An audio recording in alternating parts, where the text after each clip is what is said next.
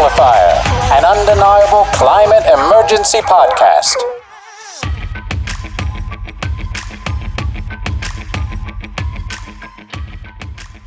Monica, thank you so much. I can't tell you how excited I am to have this conversation.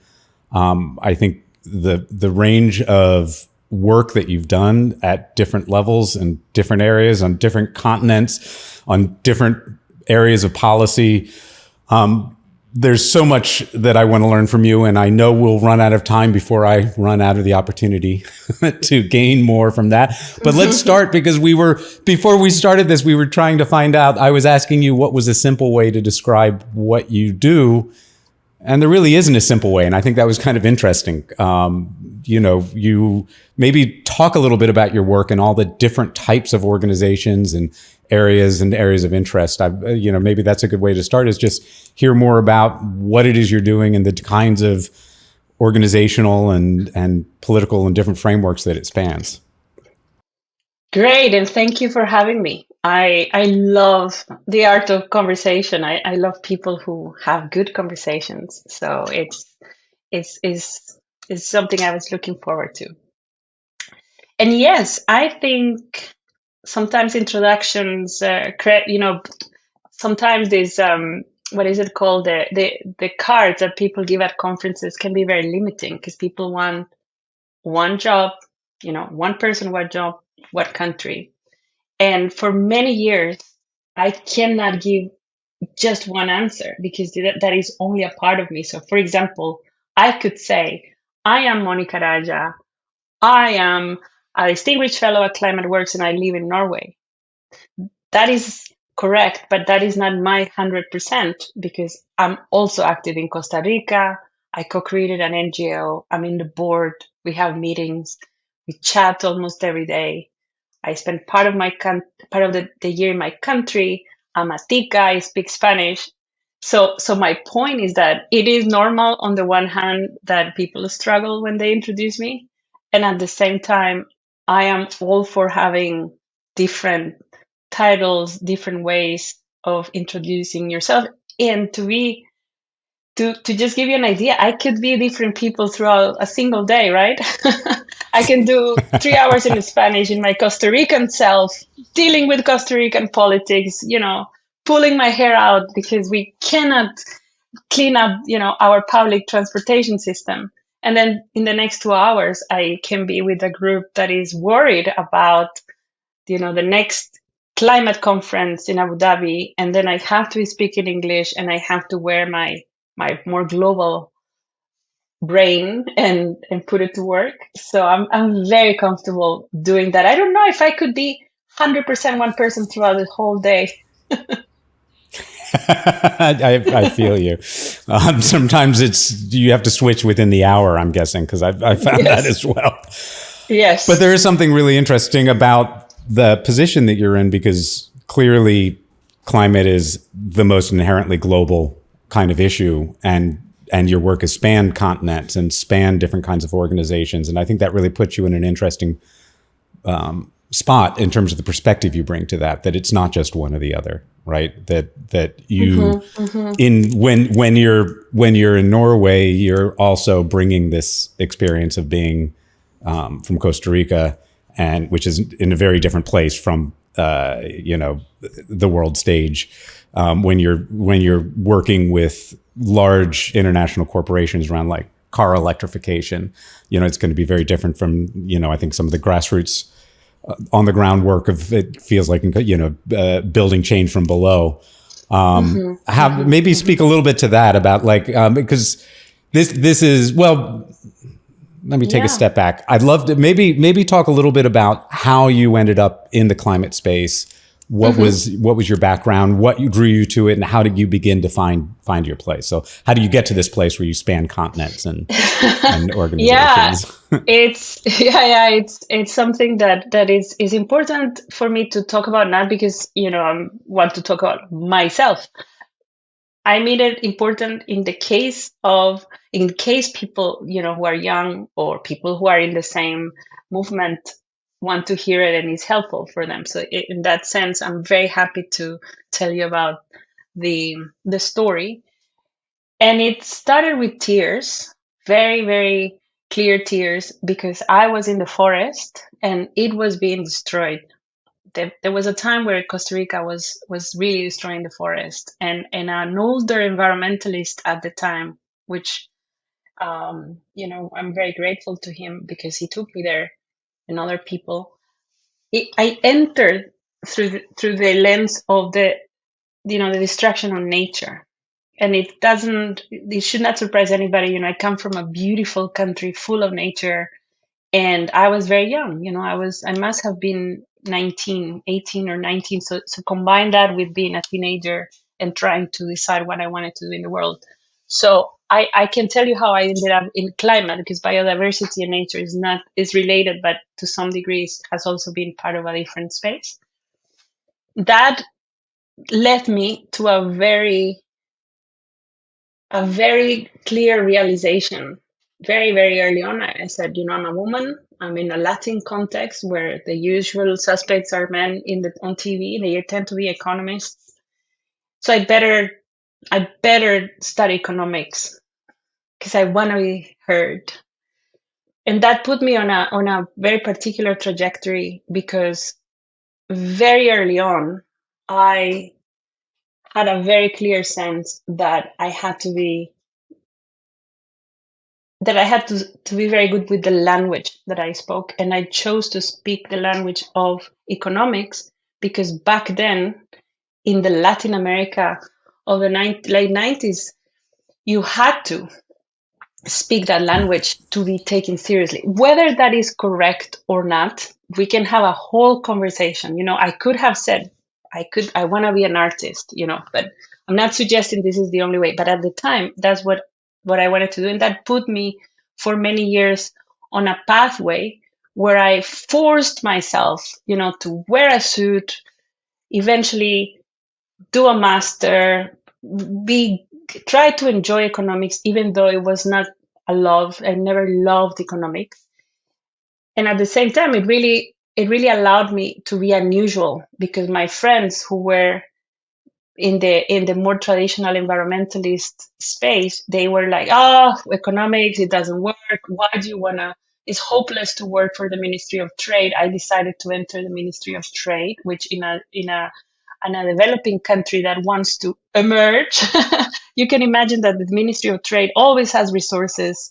Is a very strategic ministry, and I ended up working with the Minister of Trade at a very early age, put together a conference on trade and environment, which at the time was controversial. In 2023, now with IRA, it's all about trade. We realize that we can't really have a conversation about climate without thinking about trade implications, and we have to figure out what those implications are.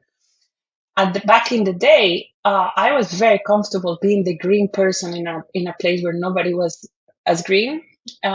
Whereas, a very different pathway would have taken me to a very green space with everybody in the NGO is very green and everybody's competing to be the greenest person in the room. So I am super comfortable adapting to what is required of that place. So, for example, eventually I moved to an academic setting. I like research, I like writing. So even I ended up doing a PhD in the US.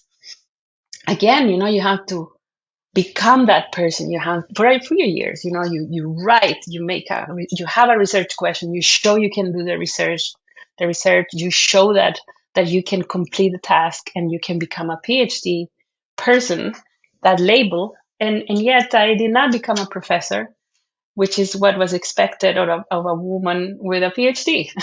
And I ended up in Europe eventually working for a combination of organizations, again with a distinct eye for how do we make the economic people see that they are missing something huge in the way they talk about society, the way they talk about the economy. So I became more fluent in that language by entering something that was called at the time climate change capital. By then, climate had become huge, energy systems, and I always missed the connection to nature and biodiversity. But I at the time imagined 20 2006, sorry, when climate became huge, it was very clear that the nature discussion and biodiversity belong in a different space. And now we know in 2023 this is a big mistake. But the bigger point, Harold, is that it perhaps the common thread in all the spaces and lives, because it's a different life that you have when you work in a certain country. I've lived like in 9 countries by now, is that you kind of have to look at yourself in the mirror and remind yourself why you're there and how you can make the most of, a combination of your training, your personality, your biases, your mood at the age you are in. You're sometimes when you're 29, your version is different than when you're 45, right? So it's been a constant dialogue with myself. And when I feel that I am done, that I have that I no longer add the most value, I really get a feel it's very physical. I feel like I have to move on. And that's what I've done whenever new opportunities came. Yeah. I don't want to sound too Interesting. indulgent. I really don't like the whole, too much focus on this and on me. So I'm Yeah, trying but to I do think in a sense of the sequence. yeah, but the focus is also. I mean, I think that we've got for young people, there's a sense of hopelessness for many people.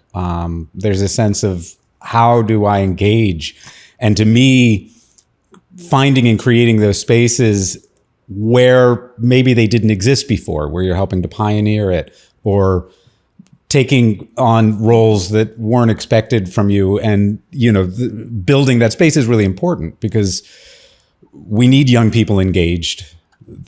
We know that's critical. I understand. I think we all wake up some days feeling a bit hopeless. Anybody working around climate, there's got to be. I mean, how can you not some days just wake up and want to bury your head? So like the way of being able to create space and still being a woman in sciences and economics is still underrepresented, and it's still a lot of people who don't see themselves there. So I think it's really, that's why I'm so interested in hearing these stories also, is to give people models and see themselves in places where maybe they don't think that they've been told they don't belong.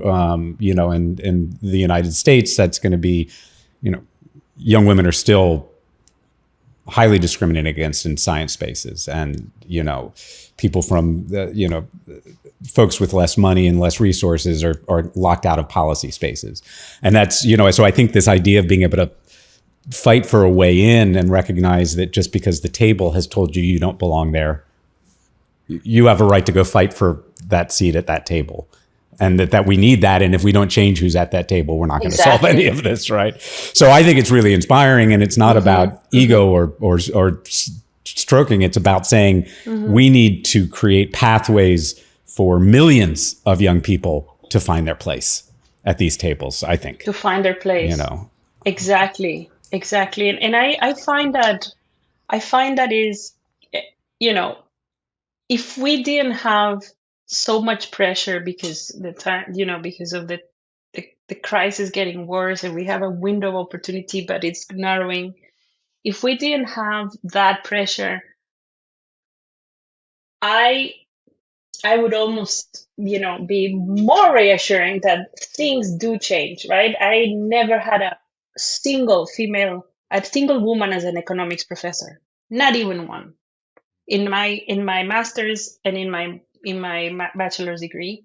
And then now you have the head of the economics school is a woman, and I was invited to give this lecture to the first year students, and it was so beautiful.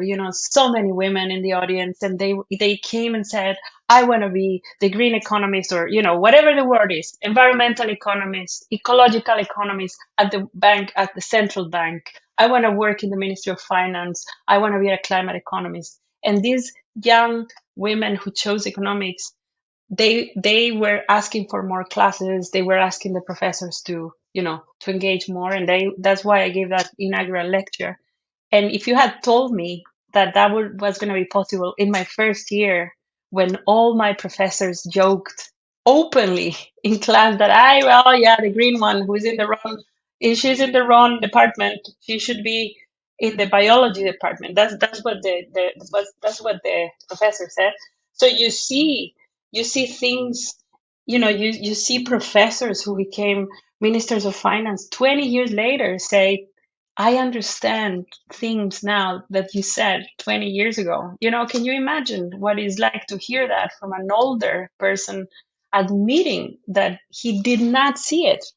So my point is, everybody has to find time to understand where you can be the most effective, because there are places where I am not, like I know that there are places where I just don't want to enter because other people are doing a much better job. And I find in my case, again, maybe for a person who is from a different country, or a different story. For me, because I come from a small country, it's only 5 million people. My entire country is smaller than the city of Bogota. So first of all, I think we can solve the problems of Costa Rica. So when I go to my country and I see this inability to solve things because, we're consumed by all the national programs, I'm like, come on, guys, we're smaller than the city of Bogota. Let's get our act together.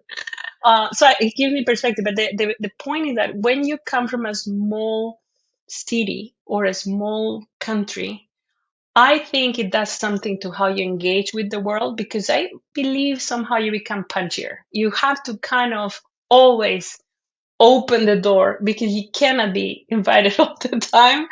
And I always had this kind of curiosity about interacting, in the US, learning to speak English, the pain of hearing your accent when you hear a recording. When I lived in Spain, the fact that they don't like the accent from Latin America because whatever, their problem. um, so it's something that not everybody enjoys, but I do enjoy that adaptation. Arriving at a country with 2 suitcases and not knowing how it's going to go. How it links to climate is that basically climate will require a lot of hearts and minds. And I am very fortunate because I happen to like people.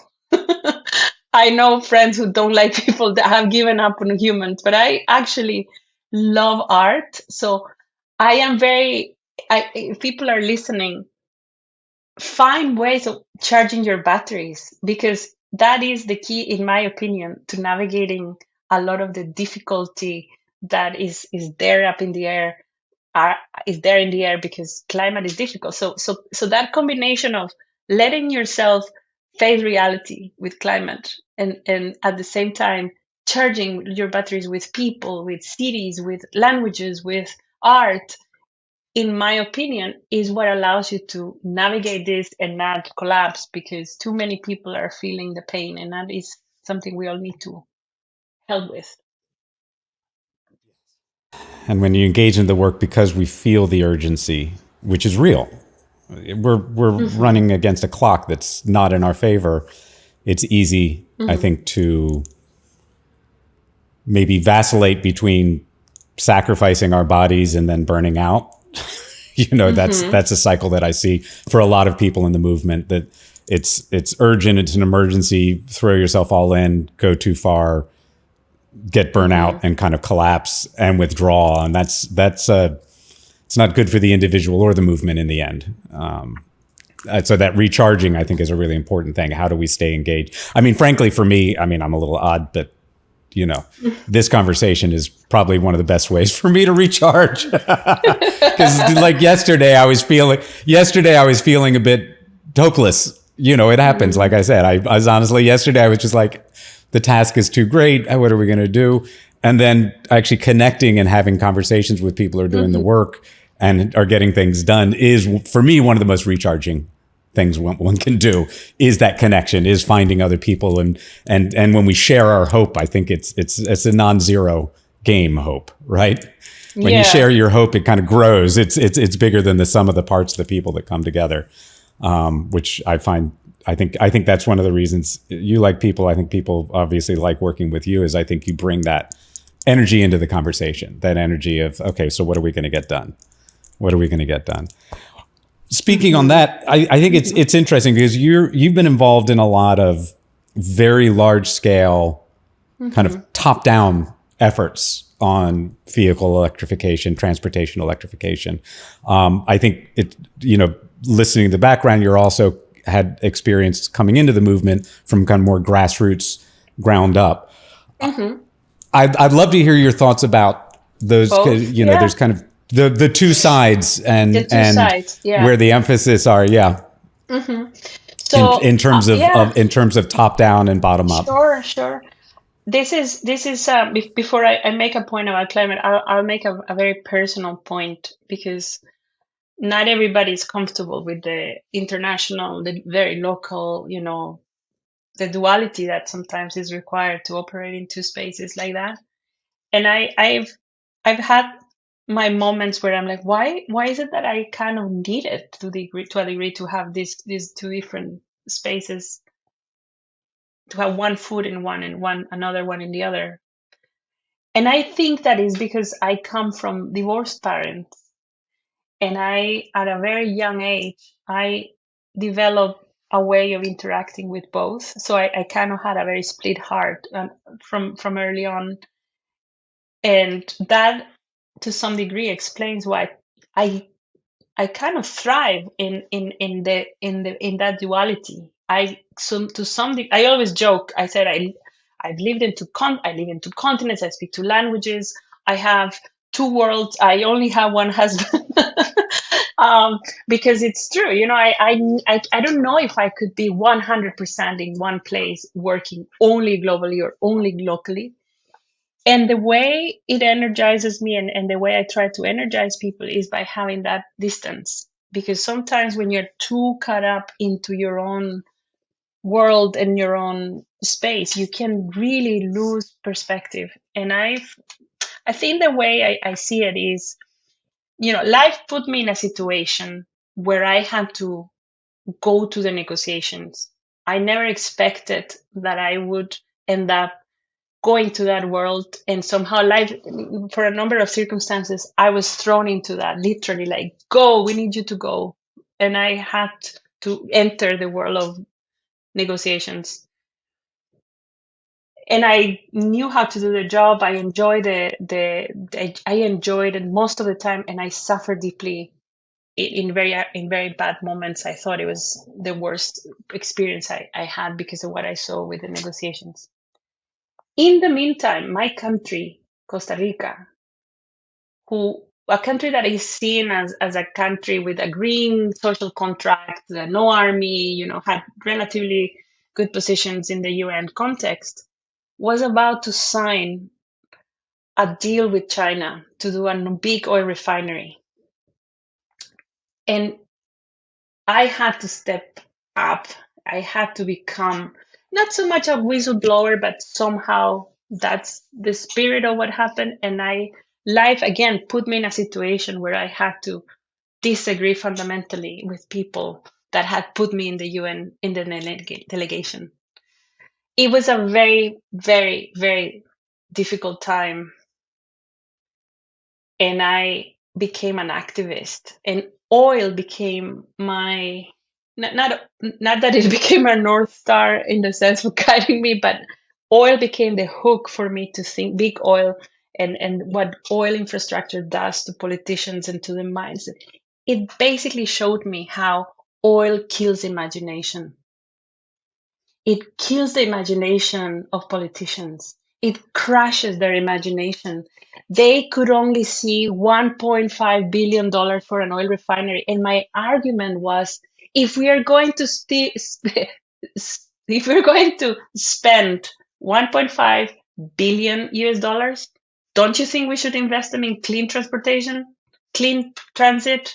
We keep saying we don't have money for better buses in Costa Rica. Why are we going to use them for a refinery that is going to be obsolete?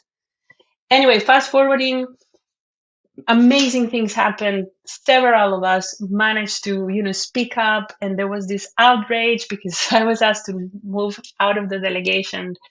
Long story short, I created an NGO to campaign for fossil-free Costa Rica, and in a matter of 6 months, I went from UN negotiations, global, blah, blah, blah, to Costa Rica limpia. We have to make the case to citizens. We have to knock on the door of people's houses and say, are you for us? Because we are going to build a better country. So my point is, you never know. You never know. You could have the activist heart, and it's only by circumstances sometimes that you just say, okay, I can't just do the UN climate negotiations and pick up fights with countries that are just in the business of polluting the planet. I can work with Doña Maria, and I even created this fictional character called Magella from a province called Heredia. And every time I thought of communications about fossil free Costa Rica, I thought of her. We have to speak languages, speaks to this Magella, 40 years old, somewhere in that area. And that led me to very difficult encounters, you often with professors and oil, as I said, people who have no imagination because oil kills it, who basically said, oh, yeah, oil, we need oil for cars. We need oil for cars. That was the mantra. So that's why in my country in particular, which already has nearly 100% sources of renewable energy for electricity, why would you use oil when electricity can do the job? Like it was so natural for me to transit from oil, fossil fuels to renewable electricity. So through that shift in my head, I had to again adapt again and educate myself and say, okay, how does electrification of transportation work? Because the country that I was born in has to be the first country, small one, all electricity. We pay a lot of money in imports of oil. It has to be the first country to go completely electric. It's our own electricity. Why not?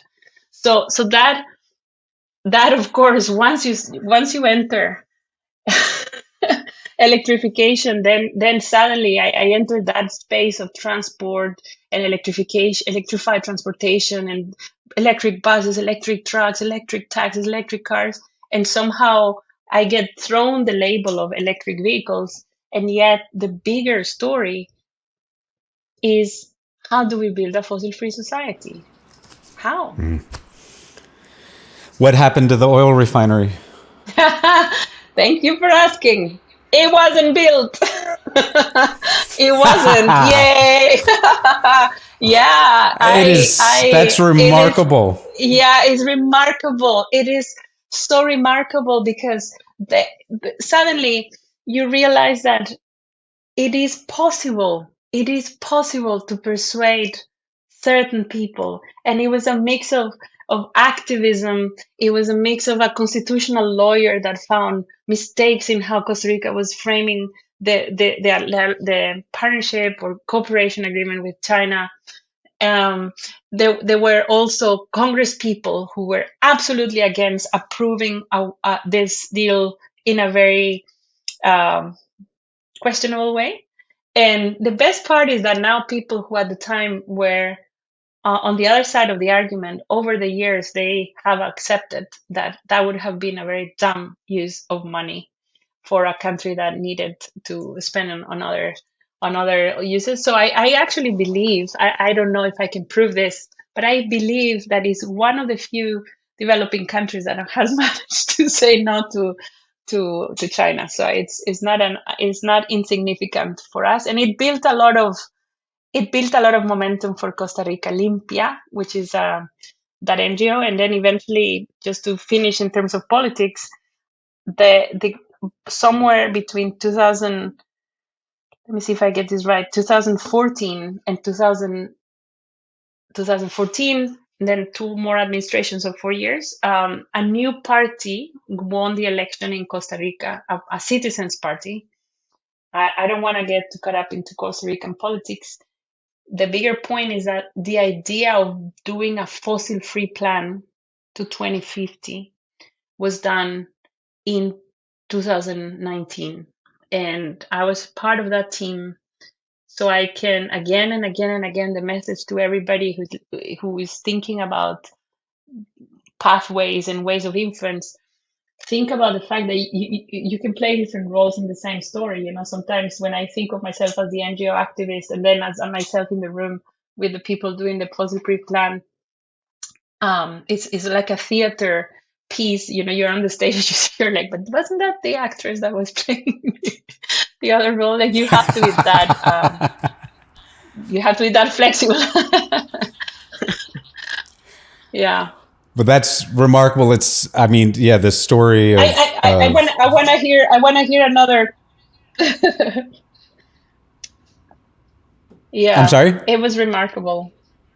Yeah, I just No, it the was being able. yeah, I think for the country, not for me, but for the country, I was very proud of my country Yep. when it basically said to China, no, thank you, but no, thank you. We won't do this. Yep. It And had a lot of implications, but yeah, that is, I mean, it yeah, is remarkable, and to have positive examples like that, I think is crucial, because normally you say a small country of 5 million people, large money coming from China, they're going to say yes. That's been the history, right?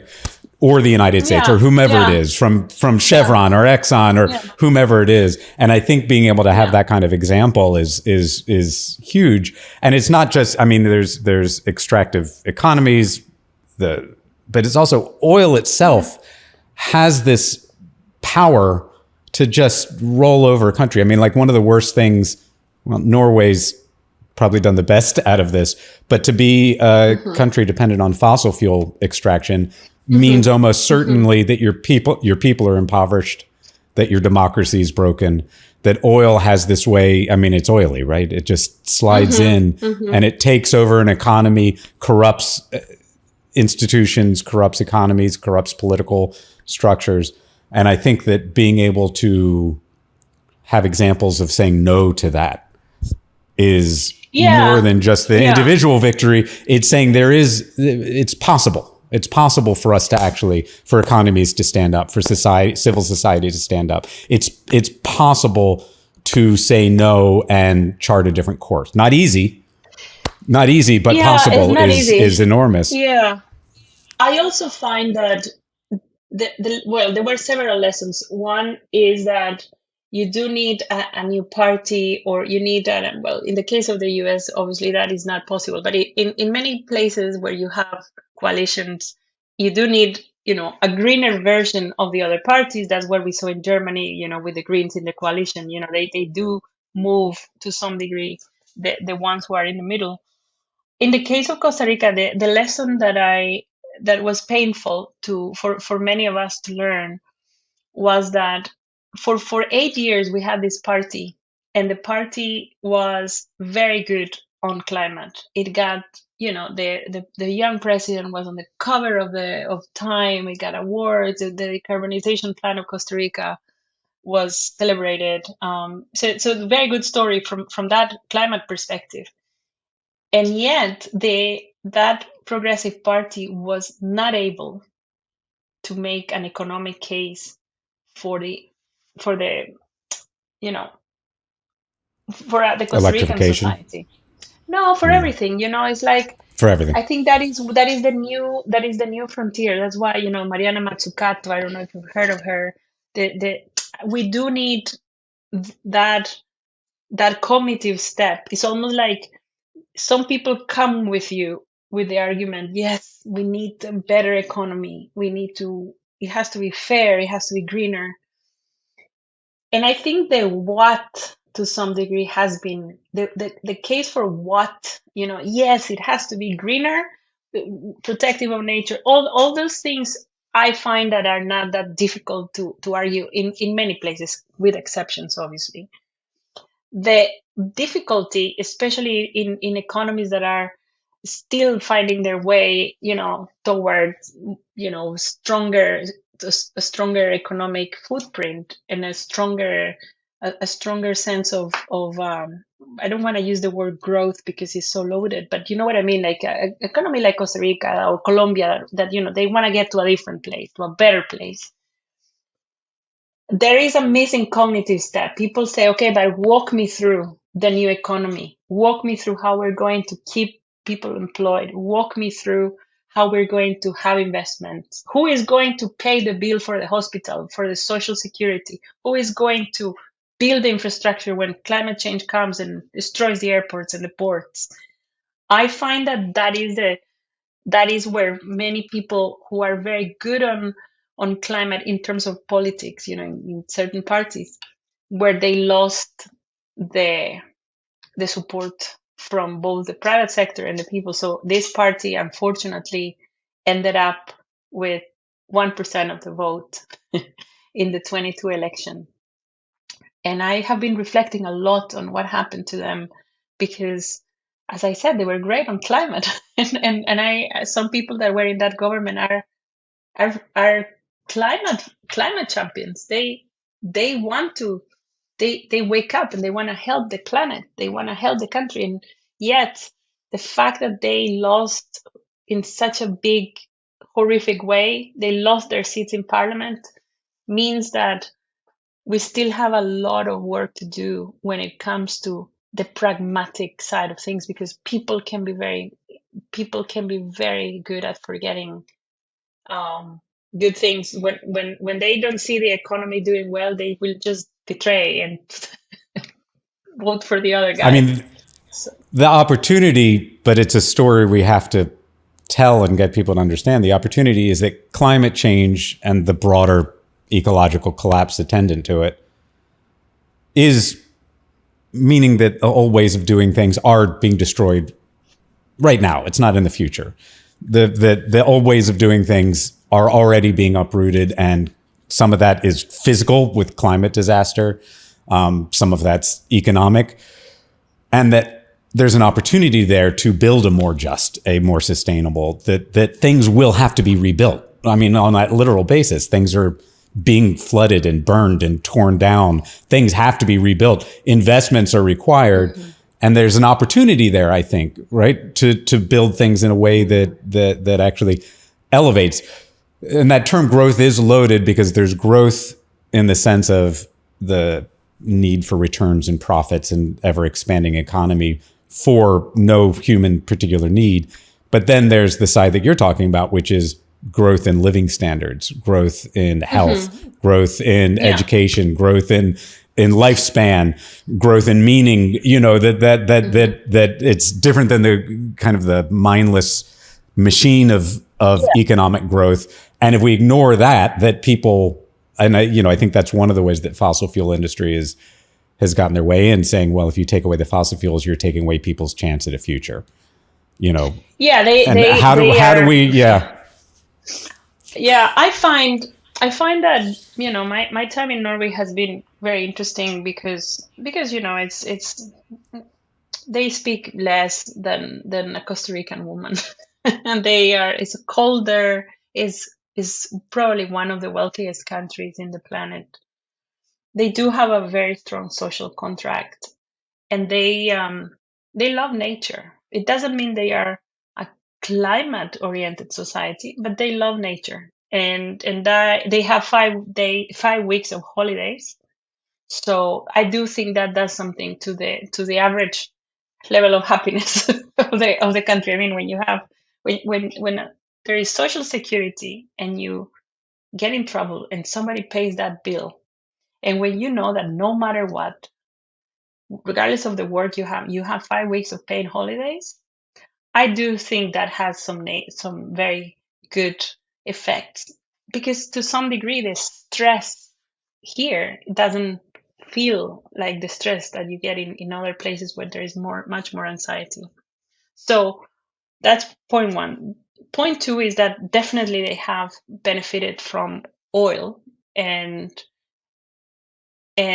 what is fascinating is to have a situation where you have now this oil wealth coming to Norway as Europe detaches from Russia. Norway has been sending more oil and gas. The bill they are getting back is huge. And yet, only 3%, only 3% of that money goes into the national budget. It's not like they take all the money and put it in the national budget. This country taxes all of us big time, like I'm all for it. But it's a lot of taxes, and they then we have to pay the city taxes and the very high VAT taxes, 25%, and very, very, very good living standards and all that. But this is an expensive country, when somebody says, "Would you like to have a second glass of wine?" and you go like, "Do I feel like paying $15 for another glass of wine? No, it's not. Oh, fine. I'll just stick to water. Thank you. I just had one." It does wonders to your consumption. So my point is, it's very important to unpack the story of Norway, not to idealize it, we cannot hide from the fact that this country is benefiting from the oil and gas economy. At the same time, is it gives us an idea of what happens when you have good governance, because only 3% goes into the budget. Obviously, with COVID, when you have a special crises, you have permission to increase it, but you can't do too much because otherwise it creates a lot of inflation. And then it goes into a sovereign wealth fund that is run by somebody, but that somebody is accountable to the parliament. So in other words, it cannot be some dude running the sovereign wealth fund of Norway having crazy ideas and then say, "Hey, I thought this was going to work, guys, but it didn't." This guy is bound by this multi-party mechanism. So the uncomfortable truth that we have to, confront this decade, I'm just going to put my finger on it, is that in order to decarbonize electricity and in order to decarbonize transportation, which are the two sectors we can actually decarbonize this decade because other sectors will take longer, we are going to move to renewables. We are going to we have to win the case that is a renewable energy society, building security and building peace, ideally. And at the same time, it will require some critical materials. If we believe that we can do renewables and electrification and leave behind gasoline and diesel and not do any mining, then we have to have a good conversation, hopefully with some wine, because doesn't add up. So that is where we are going to have to be very, very imaginative, very transparent, because a place like Chile, they have a super progressive government right now. Boric, I don't know how much you follow, but this is like the most left-wing president that Chile has had since the return of democracy. And the guy is, has tattoos. He tries not to be the typical president of Chile. And he is going to build a national company around lithium, and he wants to build on the Norwegian model. That means that Chile is going to do something that we are going to have to observe from the distance and wish them the best, because he wants mining of lithium to be beneficial for Chile, for the energy transition. He's a strong advocate of justice, fighting inequality. This administration believes in the respect of human rights to a point where they get in trouble all the time because sometimes the other side thinks they go too far. And they are trying to build something that nobody has done in an emerging economy or developing country, whatever we want to call them. And that is very, very difficult to achieve. But we need at least one country to show that at least this decade, until we find very different technologies, we're going to use some critical materials. And second very difficult question that we all have to ask ourselves in if we are worried about climate change is that because the US wants to decouple from China and to some degree or to a large degree, win the race for green technologies. Same with Europe. For the first time, Americans and Europeans are saying, what if we mine some of these resources in our land, in our country, so that we don't have to depend on other countries, especially China? And I don't have an answer for that. I can tell you that coming from a Latin American country, coming from a country with a lot of biodiversity, my 19-year-old self that I still want to carry inside tends to look at mining and get a headache, and want to run away from mining as soon as possible.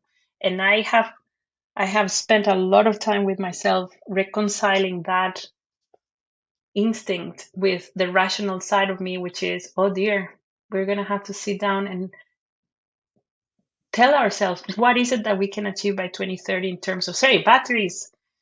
What is the human rights standard? What is acceptable in 2025, in 2030, and work with Amnesty International, work with human rights lawyers, experts in communities, and say, this is what we need to, this is the minimum, because it's never going to be 100%.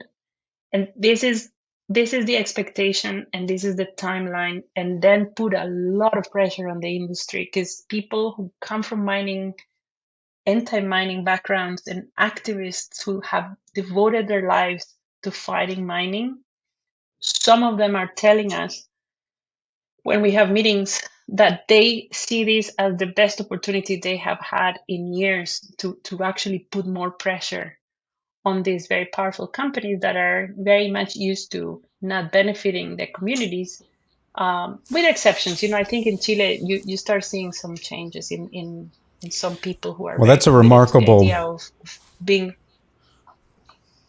but it's difficult. I know it's a very difficult conversation, and we should have it with Well, I mean, colleagues that's who disagree, it's a. especially. I mean, because on the one hand, that model flips the relationship that Latin America's had with the U.S. and other economies, which is generally the history was military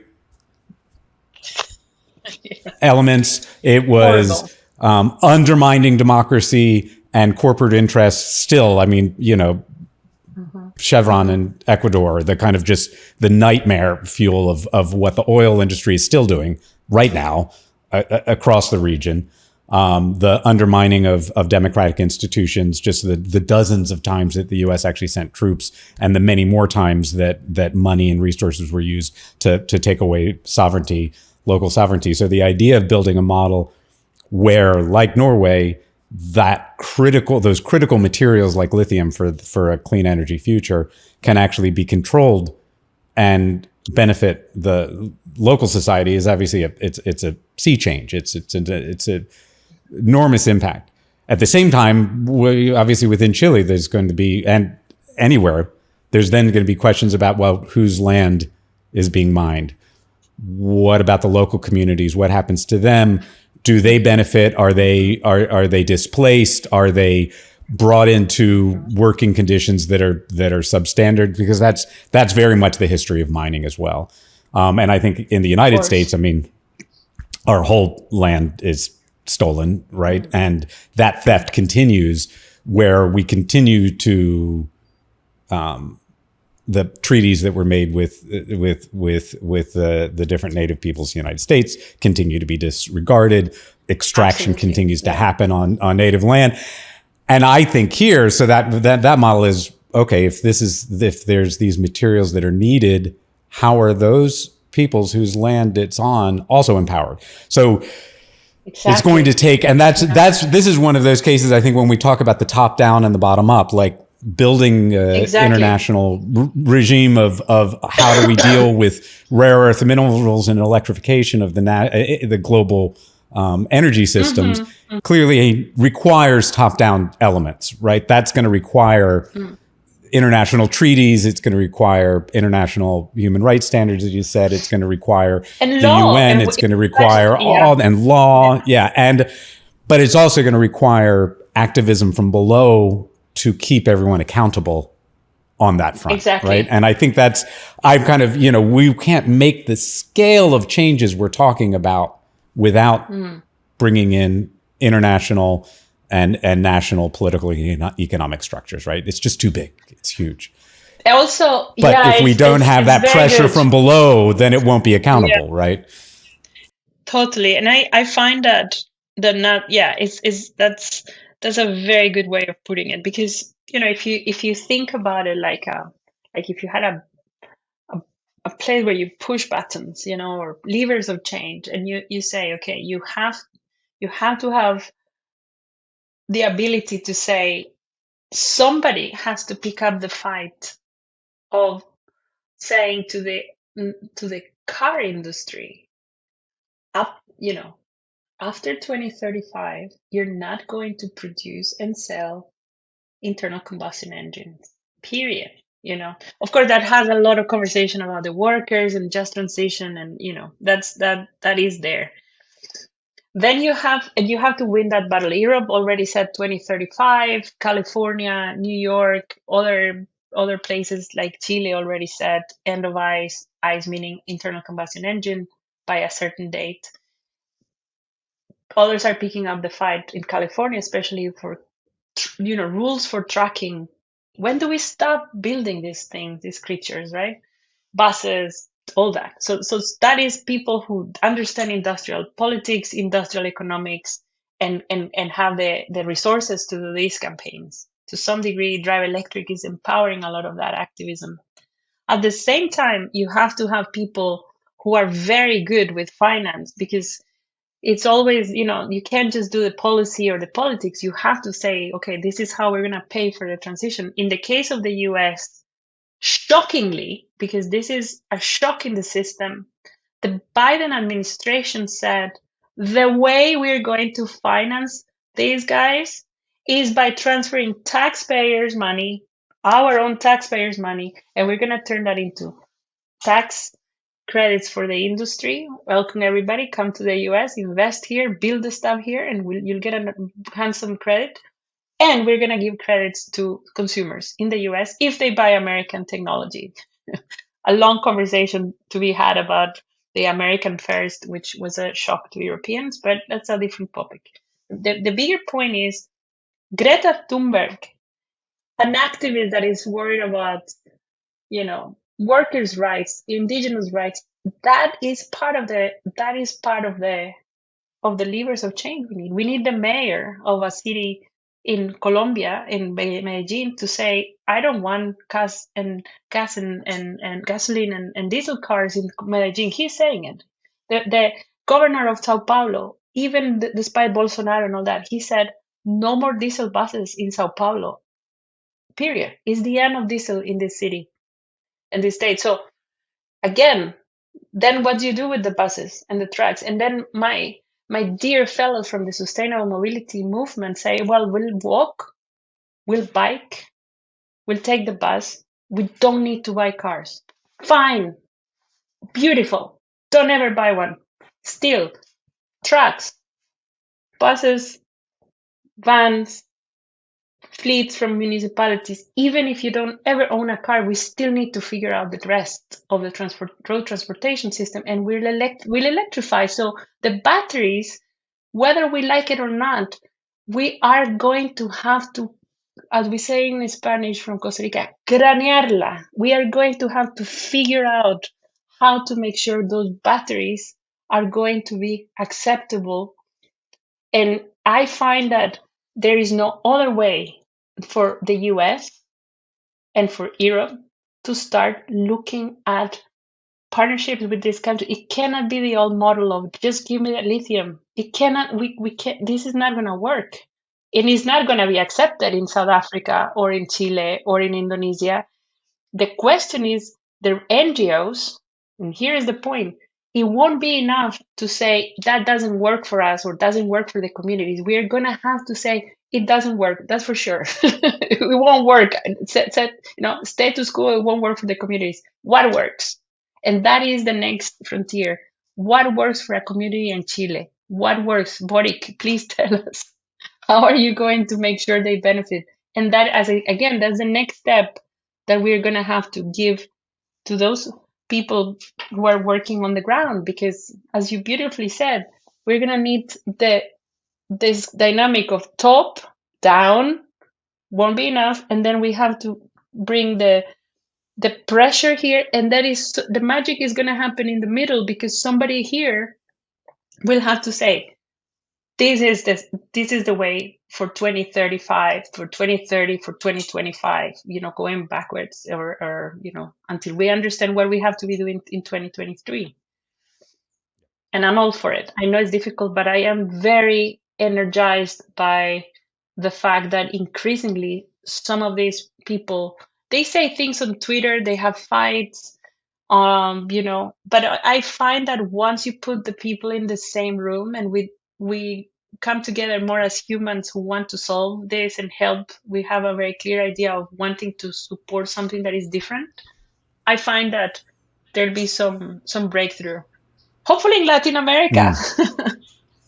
Yeah, Yeah. well, I mean, I think that the uneven and challenging, but the growth of democracy across Latin America, which continues in Brazil, thank God. Bolsonaro did not win that election. I think that's so, but and the fact that the U.S. can't just go down and overthrow a government simply. There's still some attempts, and we're not past that age. And I think that's where the struggle from below here is, holding our government accountable and stopping that, but building new models where people can actually build the wealth of the countries with the resources. That is, I think that is one of the central challenges. And how can that be done democratically there? And how can we support that democracy from the United States, for instance? I feel like we've just started to scratch the surface, but I know we're just about out of time. So I've got a few minutes left. I would just throw to you and ask, you've worked across so many sectors, so many areas. What's coming up for you? What's next? Where are you going to be putting your incredible energy and experience to next? Well, I'm so happy you're asking me, because I can tell you. So I'm about to change my role. I've been working independently for many years with many groups, many foundations, as I mentioned earlier, and I made that decision to actually switch to a role as executive director of the European Climate Foundation's international portfolio. That means that I'm going to be in the management team. As for people who don't know, the European Climate Foundation supports around 1,000 groups. The CEO is a woman, Laurence Tubiana. She's one of the mothers of the Paris Agreement. She's somebody I admire. I wanted to work for a woman. That's something that I had wanted to do. If I took a job full time, I said to myself, I want to do that. Somebody I really like and respect, and I will be in charge of four programs, and they have wonderful directors, so they are the stars. I have to guide them, and ultimately, this is about making sure that you bring resources for people who are doing amazing things. So it's all about the grantees, making sure they have the resources, they have the support, that they build community. And my role, because the portfolio is international, is about that connection to Africa, to Latin America, to Asia, to EU US relationship, which is also important.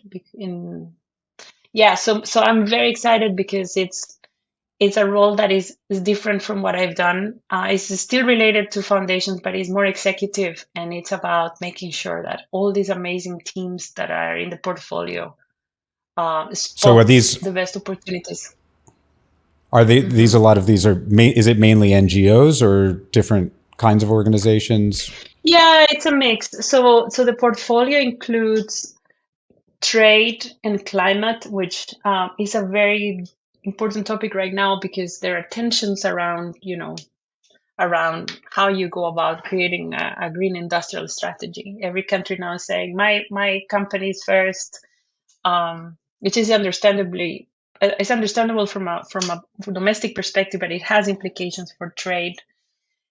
So there is that. There is something called the International Climate Politics Hub.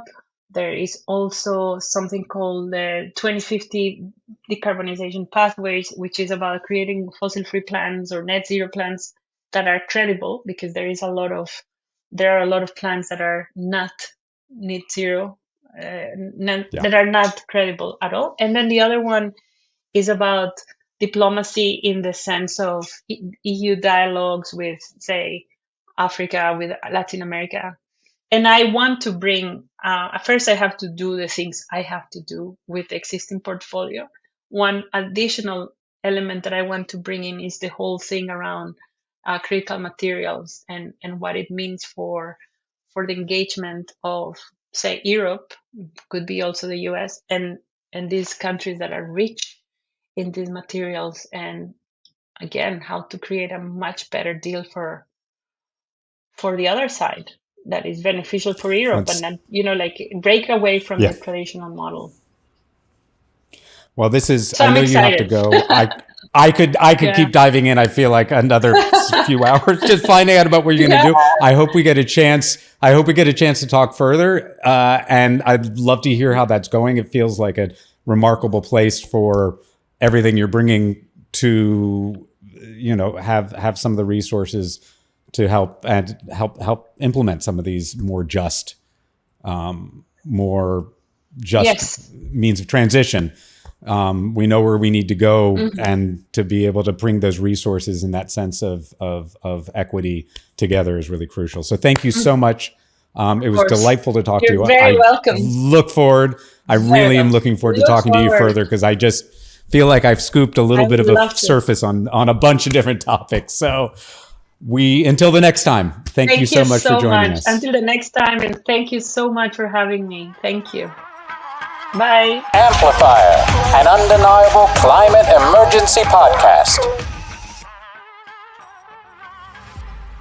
Undeniable.